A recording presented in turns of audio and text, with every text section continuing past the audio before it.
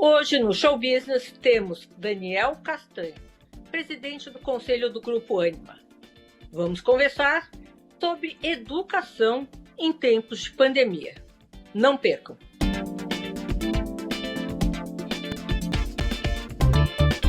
Bem-vindo, Daniel. Bem-vindo mais uma vez ao Show Business. Queria começar com essa pergunta. Como é que a pandemia está afetando a transformação da educação? Sônia, prazer enorme estar aqui com você. Né? É incrível, enfim, o que você também tem feito, levantado esses temas realmente tão transformadores, né? Tão importantes nesse momento de transformação da sociedade como um todo. Eu realmente acredito que a educação tinha que passar por uma transformação enorme. Então, eu até tenho dito que essa pandemia não mudou nada na educação. O que ela fez foi antecipar a Mudanças, né? morte, isso, antecipar a morte do velho, antecipar o que já precisaria ter mudado. Agora, eu posso explicar para você, quem sabe essa mudança ela seja estrutural. Não é uma mudança que, olha, agora é o ensino à distância. Eu até acho que a palavra ensino à distância vai deixar de existir. Vai ser um ensino permeável, um ensino fluido, né? Um ensino integrado, indissociável. Não tem esse negócio de ensino à distância e presencial. Mas qual que é a grande mudança estrutural? Veja bem, a escola foi desenhada na época da Revolução Industrial, cujo propósito era tirar a pessoa do campo e trazer para a indústria. E aí você realmente oferece a mesma coisa para todo mundo, o ensino é totalmente formalizado, você tem disciplinas e tudo mais, mas tem algo muito grave. Você aprende alguma coisa que não tem nenhum sentido. Então a escola está estruturada para quê? Para que o aluno faça uma prova. Uma prova que não tenha significado. Você tem que aprender porque eu estou dizendo que você tem que aprender. Depois você vai para a universidade e você acaba Nós aprendendo. sabemos bem disso, né? Eu aprendi um Exatamente. monte de coisa que eu não me lembro nada Que não, e que não não serve tem para para nada. nada. Mas Talvez assim, para exercício cerebral. então, não é que não serve para nada. De alguma maneira, hoje a gente sabe que você precisa aprender e o cérebro ele se desenvolve com um conjunto muito heterogêneo de saberes. Né? Ele é o conjunto desses saberes. Então, quem vai fazer medicina tem que aprender física, por quê? Por causa da lógica. E não assim, eu vou fazer medicina, não interessa essa questão de física, não importa a matemática. Não importa, porque você fica mais inteligente de uma maneira holística. Mas independentemente disso, Tá? você não aprende, você decora. Você decora para quê? Para a prova. E aí depois você estuda na universidade para quê? Para tirar um diploma. Sempre para o outro. E aí você vai trabalhar para quê? Para ganhar dinheiro. E nunca para o seu propósito. Nunca para você ser empreendedor. Nunca porque você quer fazer alguma coisa. E empreendedor não é ter empresa. Empresário tem empresa. Empreendedor, ele é um resolvedor de problemas. Você pode ser um empreendedor arriscando com o CNPJ do outro. Mas enfim, então, se de um lado o que você precisa dar significado para o aluno, ele tem que entender o porquê que ele está aprendendo aquilo. Você vai não ensinar a regra de três, mas você vai ensinar a regra de três de alguma maneira fazendo com que ele tenha que fazer um bolo, por exemplo. Aí, três receitas do bolo. Aí aquilo lá deu significado, eu entendi por que eu tenho que aprender aquilo. Né? Então, isso aí é um exemplo bobo, eu posso dar exemplo em tudo da área Todos os... em todos os sentidos, todos os conteúdos e tal. Mas a segunda Mas, coisa, Daniel, eu tenho uma curiosidade, desculpa te interromper. tá? O método de ensino e a maneira de ensinar, ela é a mesma há quanto tempo? Ele Só é a mesma isso. Se desde você... sempre. Então, ela é a mesma desde sempre. E o que significa isso? Que é o segundo item. É ótima a tua pergunta. O segundo item é o seguinte: o ponto, além do significado, você tem que aumentar a qualidade da presença. Então, eu estou aqui com você, eu estou inteiro, eu estou olhando no seu olho, a gente está conversando. Agora, você tem que estar onde você está. E a qualidade da presença, na verdade, ela transcende a escola. Né? Tem um ditado Claro. indiano que fala que o segredo da felicidade é você estar onde você está. Então, tem gente que está no trabalho pensando no final de semana, você está no final de semana pensando na reunião. Então, você nunca está onde você está. E a qualidade da presença é o quê? Eu estou aqui nesta aula, eu estou aqui com desejo de aprender. A Adélia Prado fala, eu não quero faca, eu não quero queijo, eu quero fome. Então, essas duas coisas, significado e qualidade da presença, é que faz com que o aluno ele tenha engajamento, ele tenha desejo em aprender. E você só aprende ou por curiosidade ou por necessidade. Então eu tenho a necessidade de fazer 3 receitas de bolo. E aí eu tenho que aprender, eu vou atrás e tudo mais. Ou eu tenho curiosidade, desperta a curiosidade. Então, o que acontece é que a Aí grava. escola, aí sim, aí você Aí aprendeu. grava. A grande diferença é entre você, o foco no ensino, e aí o que a gente tinha Decorar antes, ou tá? aprender, né? Decorar ou Isso. aprender. E aí a escola está estruturada com sistemas de ensino. E eu digo, as duas coisas têm que mudar. Sistema é algo fechado, a mesma coisa para todo mundo. Então não é nada personalizado. Eu ofereço a mesma coisa para todo mundo e eu cobro igual. E aí depois você tem o ensino. O foco é o que eu ensinei, não o que o aluno aprendeu. Então a gente tem que migrar de sistemas de ensino para ecossistemas de aprendizagem, onde o foco não é o que o professor ensinou. O foco é o que o aluno aprendeu. E aí, quando você está falando da mesma metodologia, essa metodologia, Sônia, ela envolve muitas coisas. Eu estou falando de, primeiro, transmissão de conteúdo, todos os alunos na mesma fileira, quer dizer, aprendendo a mesma coisa. Você aprende algo para uma prova que é para um outro alguém, e pior, é uma prova que tem gabarito. Se tem gabarito, ela cabe no algoritmo. Se ela cabe no algoritmo, ela pode ser substituída por um robô. Então, nós estamos preparando nossas crianças, nossos jovens, para que eles sejam preparados para algo que pode ser substituído por um algoritmo. Então, e tem o problema do emprego.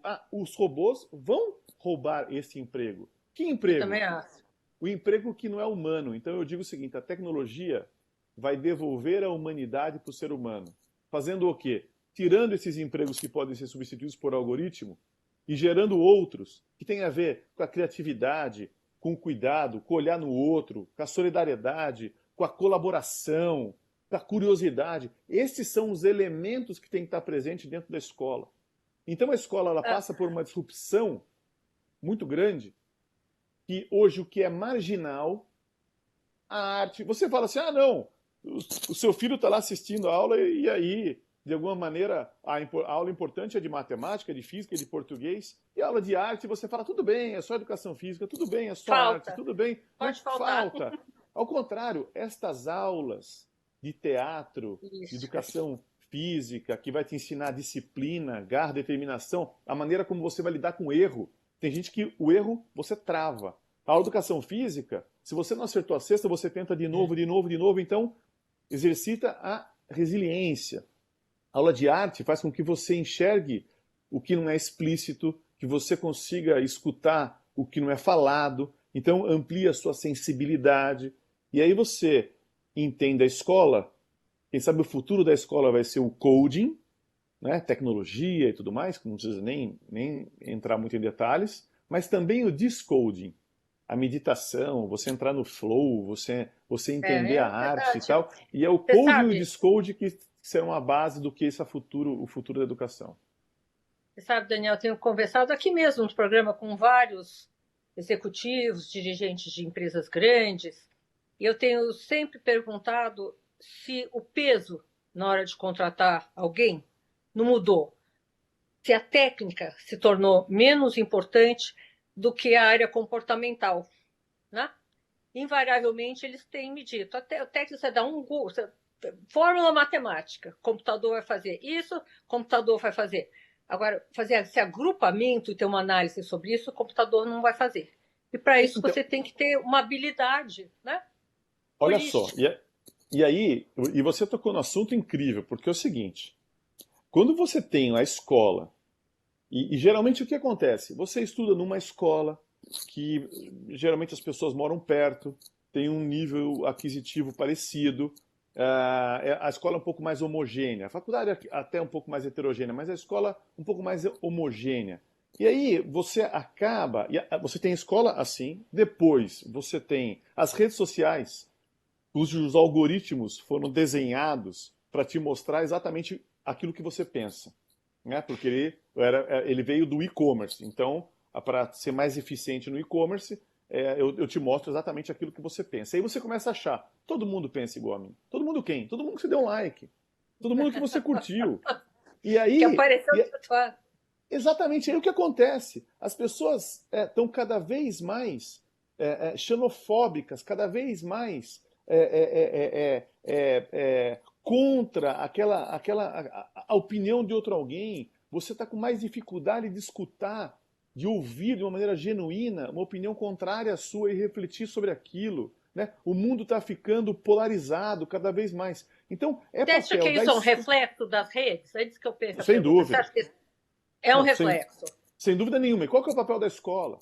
O papel da escola é ampliar esta diversidade. E não é diversidade porque agora está todo mundo falando ESG, porque as empresas estão exigindo. Não, é diversidade porque quanto maior a diversidade, uma floresta é tão rica quanto mais diversificada ela for. É a diversidade porque os lugares mais criativos do mundo, a Califórnia, Israel, Cape Town, são as cidades que convivem de uma maneira muito mais fluida e permeável com as diferenças. Então, a empresa precisa conviver com as diferenças, a escola precisa promover essas diferenças, essa diversidade, para que você consiga refletir de uma maneira maior. Por quê? Porque a gente está entrando no mundo do pós-emprego. Você não vai mais trabalhar com seu time de marketing, RH, finanças. Dentro da Anima, por exemplo, não temos mais área de tecnologia. A tecnologia, ela explodiu, ela está na empresa como um todo. Então, você tem os times. Eu falo, a Anima não é um grupo de 20 mil pessoas. Nós somos 2 mil grupos de 10 pessoas. E quem são esses? Que são os squads, os times.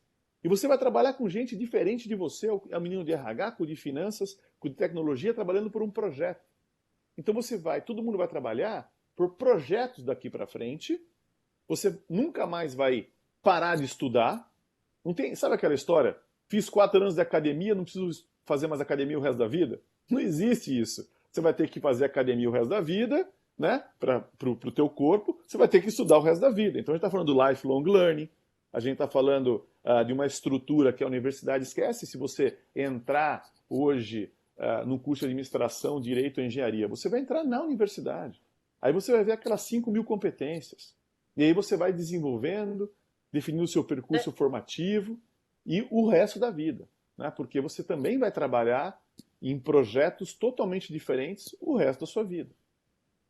Daniel, eu concordo em gênero e grau com você.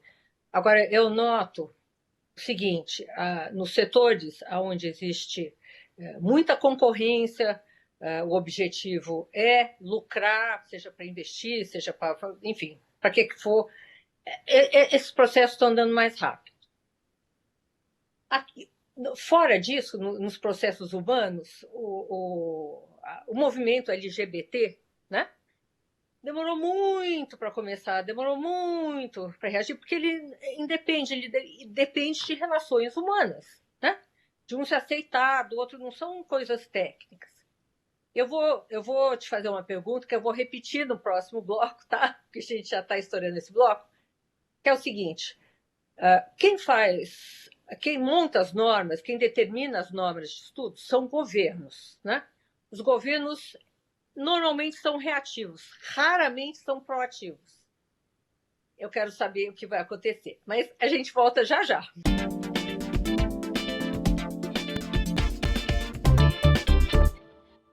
Daniel, estamos de volta. E eu vou repetir a pergunta que eu fiz aqui no finalzinho do bloco. Estou com muita curiosidade para saber sobre isso. Como é que os governos, normalmente reativos, vão fazer nessa situação? São eles que montam os currículos, o que enfim, vale ou não vale, a programação. Como é que ele vai se tornar proativo e vai se inserir nessa modernidade? Sônia, eu acho que quem sabe... Na área de educação, né? Claro, né? Eu acredito que a sua pergunta quem sabe, o grande cerne da transformação, né, do que a gente precisa para o país. Eu digo, é indiscutível que os médicos e todos os profissionais da área de saúde foram e são fundamentais nessa pandemia, enfim, pelo momento que a gente está vivendo. Agora, os professores e as instituições de ensino, eu estou chamando das universidades, eu estou chamando desde edtechs, de escolas, serão os grandes protagonistas desta revolução que a sociedade precisa passar. Ninguém sai ileso quando você passa por um acidente ou por por uma doença. De alguma maneira você cresce com aquilo, você se torna um outro ser humano, um ser humano melhor, né, com outro olhar. E quando a gente passa por uma pandemia, na verdade é uma doença coletiva, é um trauma coletivo. E a gente, enquanto sociedade, tem que passar por essa transformação. E aí eu vou falar, olha, Milor Fernandes falava, né? O Brasil tem um enorme passado pela frente. Então, a gente não pode, a gente precisa fazer uma revolução nesse país. A hora que você entende a escola, você começou a ser detectado muita criança com TDAH, que é déficit de atenção. E como se aquilo fosse uma doença. Aquilo não é uma doença. Aquilo é uma reação. Uma reação pelo que está acontecendo na escola. É um abandono mental da escola que as crianças estão fazendo. Então, quando você chega neste ponto, você precisa passar por uma ação. E aí o que eu acredito? Você tem a tecnologia que pode ser utilizada enquanto metodologia. E aí vamos lá, né, focando para depois chegar na tua resposta. Esquece presencial e a distância. O que importa é a educação que é síncrona ou assíncrona. Então, o que é síncrono? É interação, é pergunta, resposta, tal. O que é assíncrono? O que está gravado. É incrível você assistir um jogo de futebol pela televisão, que tem vários ângulos, mas você não tem a emoção do estádio. Se você vai no estádio, você tem emoção, mas se você vacilou, você perdeu o gol. Eu falo, Daniel, desculpa aqui te interromper, mas me explica uma coisa. O aluno vai poder interferir numa aula gravada? Não vai. Como é que Então, funciona? na aula gravada não, mas o que acontece? O que é incrível? Primeiro, você amplia o repertório, você desperta a curiosidade, e aí o aluno, assim como a gente vai para uma reunião e estuda um pouco antes, assim como você se prepara um pouco para uma reunião, você tem que se preparar para a aula. Só que esta aula pode ser gravada, pode ser editada, pode ser algo incrível, né? Então, aí o aluno assiste aquilo e aí ele vai para a aula para perguntar para aquele professor e tirar aquelas dúvidas. Mas vamos Entendi. entender. Divide metade, metade. Metade E é aula, metade são perguntas. isso, só que essas perguntas, agora você tem mais tempo, porque aquele professor ele pode juntar todo mundo para dar aquela aula. Então imagine uma aula de história sobre Segunda Guerra. Olha que coisa linda hoje. Você pode passar um filme, né? Enfim, ele gravar uma aula tal, e aí despertou o desejo. Depois os alunos vão fazer perguntas para ele. E aí, o que ele pode fazer? Perguntas serão melhores. Entram os especialistas. Olha imagina que mágico se ele fala, agora, hoje, vocês vão pela plataforma X ou YZ, entrar aqui, vai entrar um judeu, vai entrar depois um alemão, vai entrar um inglês, e vocês vão fazer perguntas para eles sobre o que foi a Segunda Guerra. E eles são filhos de pessoas que tiveram na Segunda Guerra ou algo assim. Então, eu tô querendo dizer que você hoje tem a possibilidade, até acho que o PowerPoint vai ser substituído pelas plataformas que a gente agora usa, né? Pelo People Point. People Point. Exatamente. Agora, olha só. De um lado você tem isso como metodologia. Depois você tem análise de dados. Então, a tecnologia usada para metodologias, a tecnologia usada para análise de dados, para saber o que funciona, não funciona, o que você pode fazer e tal. Agora, a grande revolução é quando você usar a tecnologia para criar comunidade de aprendizagem. Então, meus filhos estudam, ele vai fazer qualquer grupo com as pessoas que estão na classe dele. Ótimo. Aí eu pergunto, por que não, sobre o meu exemplo da Segunda Guerra, pode ter um aluno de Recife, um aluno de Belo Horizonte e um de Porto Alegre? Porque, na verdade, o conteúdo está tudo na BNCC, é a maneira como você lida com o conteúdo, e você pode trabalhar por projetos e fazer parceria com diversas escolas. Nossa, isso já é incrível, porque você está ampliando essa diversidade, a visão cultural, são pessoas de diferentes regiões que têm uma visão sobre aquilo. Agora, sabe quando é a grande revolução? Você pode até pensar que pode ter alguém de Portugal, alguém de Angola, para você não falar sobre a barreira da língua. Mas a grande revolução vai ser quando metade desses alunos foi de escola privada e metade de escola pública. Aí a gente vai fazer uma revolução nesse país. Então você imagina a gente... Para quando você prevê isso? Eu acho que é uma oportunidade que a gente não pode abrir mão. E aí mais, a hora que você falou da revolução, do desafio dos governos, né? O que eu acredito? Eu acredito que se você criar nano-ecossistemas, então você imagina, Você pega uma escola privada e você faz a parceria com as escolas públicas ao redor. E aí você faz uma parceria com o prefeito e fala, olha, vamos fazer alguma coisa aqui e com o secretário de educação. E Pode aí o que você multiplicar entra? rápido. E aí o que você faz? Multiplica. Olha, quando eu capacitar meus professores, visto que grande parte é online, eu vou convidar todos os professores da rede pública também. Eu vou fazer com que os meus alunos, por exemplo, do ensino médio, possam tirar dúvidas dos alunos do Fundamental 2 ou Fundamental 1 da escola pública. Para o meu aluno do ensino médio, é maravilhoso, porque não existe melhor maneira de você aprender do que você ensina, quando você ensina alguém. Além de desenvolver essa visão social da sua responsabilidade, entender que você não pode viver num mundo achando que vai bem numa sociedade que vai mal. Então você está ampliando essas relações. E aí você faz o quê? Aluno de universidade. Por que aluno da universidade pública, eu estou falando assim, pública e ProUni, que não paga, né? Posso pegar esses alunos de engenharia e eles devem ensinar matemática. Aluno da área de saúde pode ensinar biologia ou assim por diante, ou todos podem ensinar história. Aluno de direito pode ensinar história ou pode ensinar português. Que são, estou falando das habilidades que certamente eles têm mais evoluída. Então, eu estou falando, a hora que Agora você posso te criar, interromper de novo? Posso? claro, a hora que você criar esses pequenos Olha, ecossistemas, a gente faz uma revolução nesse país. eu E a concordo com revolução. você, mas a revolução. Vê se eu estou errado. Pode ser que eu esteja completamente errada, Daniel. A revolução é muito no próprio ser humano, porque para você viver e estudar num ambiente desse, você precisa ter responsabilidade. E não um professor mandando você entrar, determinando quando você sai, você ter um sistema rígido e as pessoas tentando sair dele.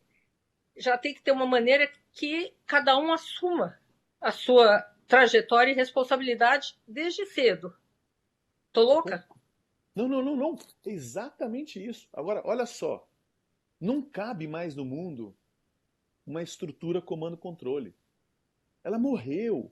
Ela Ela acabou. morreu, mas quem que avisa as pessoas? Não, então, é o que eu tô querendo te dizer. Você hoje tem, ou você trabalha com empoderamento, com confiança, com autonomia, e claro, tem que ter accountability, ou você morreu. Eu vou falar, as empresas que trabalham com comando-controle, elas serão extintas. Elas serão extintas assim como os dinossauros. Ela vai deixar de existir. Ah, mas eu quero controlar. Acabou.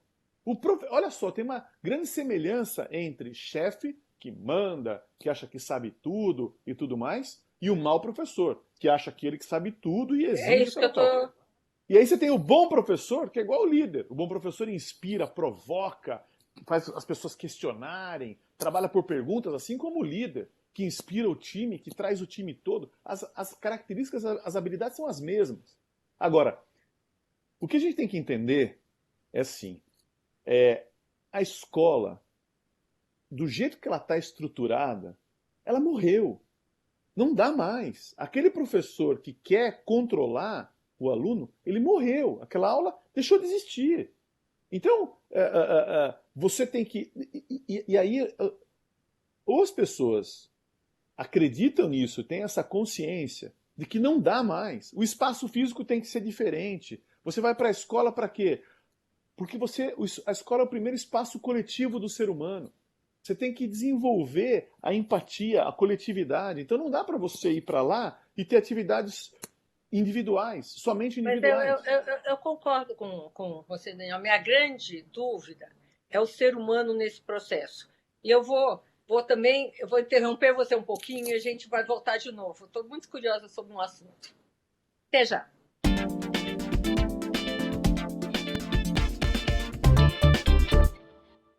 Daniel, estamos de volta. Eu estou com uma curiosidade gigante. Será que essa pandemia vai mudar o ser humano a tal ponto que ele assuma as suas responsabilidades sobre si mesmo? Porque durante essa pandemia eu notei que as pessoas que são mais controladoras, que querem controlar as coisas, querem saber isso, querem saber o que vai ser amanhã, depois da manhã, antes de amanhã, enfim, ficaram muito, muito, muito nervosas com a falta de controle sobre esse vírus, que até hoje não existe. A vacina pode dar certo, não pode, você pode ser vacinado, pode... enfim, viver numa tranquilidade e uma coisa mais comunitária, né? Talvez. Como é que você vê isso? Tônia, o que você pergunta me remete a uma reflexão que eu tenho feito. Assim, quais são os grandes ensinamentos dessa pandemia? Vamos lá. O grande problema era respiradores, é respirar, né? E aí, para mim, a grande lição o ser humano precisa respirar. Respirar é você entrar em contato com você mesmo. Pode chamar de meditação, mas é você estar tranquilo e não ter aquele apego ao controle, apego a querer saber tudo o que acontece. É entrar muito mais no flow, né? É o que a gente está chamando hoje. É entender e você estar mais integrado com a sua essência. Do outro lado, olha só a segunda lição. A gente está usando hoje máscara. E o que significa usar máscara? Significa que eu tenho que olhar no olho do outro. E o olho nada mais é do que o reflexo da alma. Então, para mim, as duas grandes lições dessa pandemia é respirar e entrar em contato com você mesmo, e do outro lado, conseguir enxergar a alma do outro, que é ampliar essa nossa sensibilidade, ampliar a capacidade de olhar o outro, de se enxergar através do outro.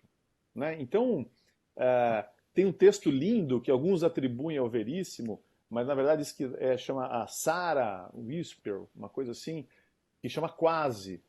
E aí diz, quem quase morreu ainda vive, né? Mas quem quase vive já morreu. Então, eu acho que a gente Maravilhoso, não é lindo. maravilhoso. E para mim essa é a grande lição. E aí do outro lado, o que acontece com as empresas, com as pessoas? Você tem que criar o futuro vindo do futuro. Se você criar o futuro vindo do presente, você ainda enxerga aquele futuro com seus dogmas. Então vamos lá, a Kodak. E aí você olha, eu posso ficar aqui mais meia hora falando de exemplos, É. né? Mas vou pegar dois, a que vem agora aqui na cabeça, a Kodak. Eles criaram a câmera digital. Só que como eles tinham na cabeça o filme, não, a qualidade da câmera digital é muito pior do que a qualidade do filme. Jamais vai substituir. E descartaram a câmera digital. Descartaram. Né? Então é um erro clássico, é Trabalha um com o fracasso, passado. No porque caso da educação, o que você, isso, eu acredito que no mundo inteiro deva acontecer mudanças, né? isso. Especificamente aqui no Brasil, que já faz tempo que a gente está meio atrasado, né? Atrasado, bem atrasado. Qual a perspectiva, qual a esperança que você pode dar para as pessoas que estão nos assistindo sobre um estudo melhor, mais consistência, enfim, um futuro melhor para todo mundo, né? Bom, primeiro, eu acho que a gente tem a oportunidade de se despertar em relação à importância e relevância da educação. Né? Educação para um país não pode ser prioridade, tem que ser premissa. Todo mundo tem que entender que você tem que trabalhar com educação, enfim, que educação é o grande artífice, é o alicerce, é um projeto estruturante para você repensar um país. Para mim, a vida nada mais é do que um tempo onde entre a gente nascer e a gente morrer, o que a gente faz? Aprende. Né? Aprende. É aprender. O que é E quem viver? perde a curiosidade e não aprende mais é o que você disse, está morto. Exatamente, né? Tá quase morto, né? Quem não vive está quase morto. Quem quase vive já morreu. Agora, o que é viver? Viver é aprender e viver é sonhar. Então a gente trabalha com o que há de mais nobre no ser humano, que é a capacidade de sonhar. O que precisa de maneira pragmática é a escola, ela tem que ser personalizada, você tem que entender, fazer com que o aluno desenvolva de uma maneira assim o seu propósito. Para mim, a melhor definição de propósito é uma palavra chama Ikigai, que na verdade é uma palavra japonesa que significa razão de ser. Ikigai é a confluência entre o que você faz bem, o que você ama fazer, o que o mundo precisa e o que o mundo paga para. Então o que a gente precisa? Fazer com que todo jovem, toda criança descubra o seu Ikigai. Depois, que ele saiba fazer escolhas. É fácil escolher entre o certo e o errado. O difícil é entre o certo e o certo. E a gente é fruto das escolhas que a gente fez na vida. Então você tem que ponderar aquilo, tem que analisar. E analisar não só de uma maneira racional. Sabe aquele? É o sentir. E aí, quando eu falo do sentir, fala, então significa tomar decisões pela emoção? Não, para mim tem a razão do cérebro, a razão do coração e a emoção. Eu digo que tome decisão com a razão do coração, e aí vale aquela questão de você respirar, entender e ver o que aquilo faz sentido, onde você vai estar mais no flow, onde você vai estar sem arestas, onde você está dando o seu melhor.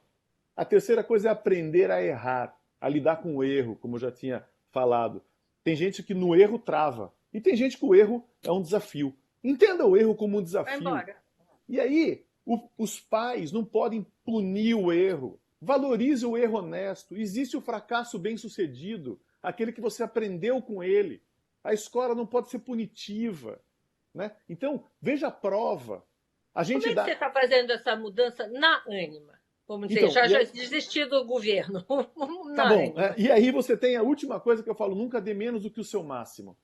Então, na Ânima, a gente não tem mais, por exemplo, disciplinas, não tem contabilidade 1 e matemática 1. Você tem business plan para dar significado.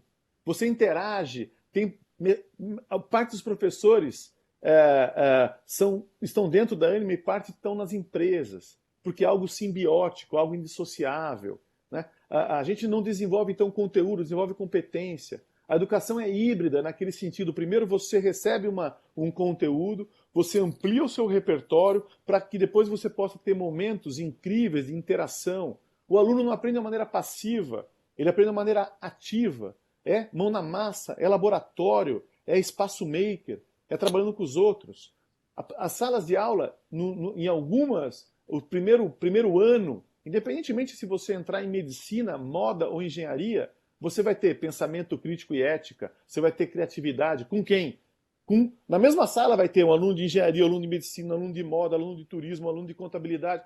E aí você ampliou essa diversidade, para que depois cada um vai para a sua área do saber. Então, tem muitas coisas que você redesenha a universidade, onde o aluno ele vai definindo o percurso formativo dele, ele não entra mais no curso de administração, direito e engenharia, ele entrou na universidade, ele vê aquelas 5.000 competências, e ele vai estudando. E não existe ex-aluno. Né? Ele, de alguma maneira, recebeu um certificado e ele continua estudando. E você vai ampliando sempre esse desejo. No começo, no primeiro semestre, ele faz o projeto de vida dele. É uma das disciplinas, estou chamando assim. Vamos dizer, se você montar um currículo desse, tá? E esse currículo avançar, e a pessoa se formar, o Ministério da Educação reconhece? Claro, claro, porque o que você faz? Você mostra aquelas competências todas e o Ministério da Educação ele fala, olha, para que você seja um administrador, você tem que ter esses requisitos. Para que você seja um enfermeiro, esses aqui outros. Todos são cumpridos. Né? E aí você consegue, ele tem a possibilidade de, a flexibilidade de escolher, então ele tem que aprender contabilidade. Só que ele tem o desejo de aprender contabilidade porque o interesse dele é fazer um hotel. Então ele vai aprender contabilidade com um case de hotel. Agora, um outro vai aprender contabilidade porque ele quer analisar um business plan. E ele quer trabalhar no mercado financeiro. Os dois estão aprendendo contabilidade, mas cada um tendo significado, cada um entendendo o porquê daquilo, de acordo com o seu interesse, com o seu desejo. É disso que a gente está falando. Só que isso você pode fazer tanto na universidade quanto na escola, seguindo todo o conteúdo da BNCC. Né? Então, você consegue fazer isso. Né? E aí, Daniel, esse é o grande desafio da escola. Você já tem esse sistema, aliás, tem uma coisa que vocês não usam, né? Esse sistema de educação, a palavra sistema de educação, eu vocês não uso, usam por quê? o que a gente usa é ecossistema de aprendizagem. E aí, Sônia, assim, ó, eu posso falar para você com, assim, tanto na Ânima, né? A gente tem isso na Ânima. É um ecossistema de aprendizagem, é um ecossistema Ânima de aprendizagem. Assim como a gente também tem, eu sou um dos sócios da escola Lumiar. A gente tem uma metodologia na escola Lumiar que é tão revolucionária quanto. Assim como também na escola Castanheiras, né? Onde também sou sócio. Então, eu estou dando exemplos que dá para fazer nas escolas e dá para fazer no ensino superior. Você já tem isso implantado na sua rede, no seu... Temos, temos, Ecossistemas. temos, né? Temos isso implantado, temos isso em várias coisas em evolução. E aí, o que que a gente faz? Primeiro, você tem a curadoria. E a curadoria é o que você oferece tem que ser tão importante para o dia de hoje, mas também antecipando o futuro. O que que o engenheiro vai precisar daqui a 5 anos? Quem que é o médico daqui a 6 anos? Vamos entender que o médico que se formou há 2 anos nunca teve telemedicina no currículo dele. Nunca. Então você sempre precisa antecipar tendências para saber o que ele precisa. Isso é a curadoria. Depois a mentoria, ajudá-lo a fazer as escolhas dentro desse percurso formativo. E a terceira coisa é a avaliação. Avaliação enquanto um assessment. A avaliação é para que ele saiba o que ele não sabe. E não a avaliação para o professor. E aí ele vai entendendo o que ele não sabe, ele vai entendendo que ele precisa evoluir. Posso dar um exemplo. O game, você tem inúmeras chances, mas você só vai se você cumprir 100% daquele desafio. Você tem que pegar 10 balõezinhos. Se você pegar 9 ou 8, você não vai, você não avança. Mas você tem inúmeras chances. Como é que é a escola? Você tem uma chance, mas você vai com 7. A gente tem que repensar esse processo de avaliação de uma maneira completa. Eu, de novo, vou voltar ao meu ponto inicial. Eu estou fazendo o papel do diabo. Como faz isso sem uma evolução do ser humano? Da sua consciência, da sua percepção de realidade, da sua percepção dele mesmo, de propósito. Pede para um menino de 16 anos qual será seu propósito. É difícil. A gente não faz isso sem Tá. aumentar a consciência. E por isso que eu disse que o futuro da escola e da universidade está baseado no coding, é o uso de tecnologia. E para mim, tecnologia, copo é tecnologia, um óculos é tecnologia. Tecnologia é tudo que ajuda você a fazer alguma coisa melhor, mais fácil, mais gostoso, mais rápido, mais barato, enfim. Então, como a tecnologia pode ajudar a gente a ser mais eficaz, mais eficiente, mas não é trabalhando, melhorando um processo obsoleto, dogmático. Você tem que pensar o futuro vindo do futuro. Você tem que repensar a escola quebrando toda essa estrutura dogmática que você tem dentro da escola. E do outro lado, se de um lado você tem o coding, do outro lado você tem o descoding. E o descoding é essa relação com a natureza, a relação tua com os outros humanos, você entender quem é você e qual é o seu papel. Porque no final, a vida nada mais é do que você aprender para quê?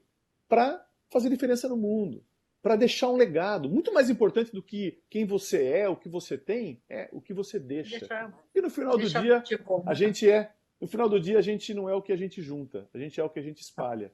Então, se todo mundo tiver essa consciência, aí sim, imagina que incrível uma escola onde ela não faz chamada, ela não tem prova, né?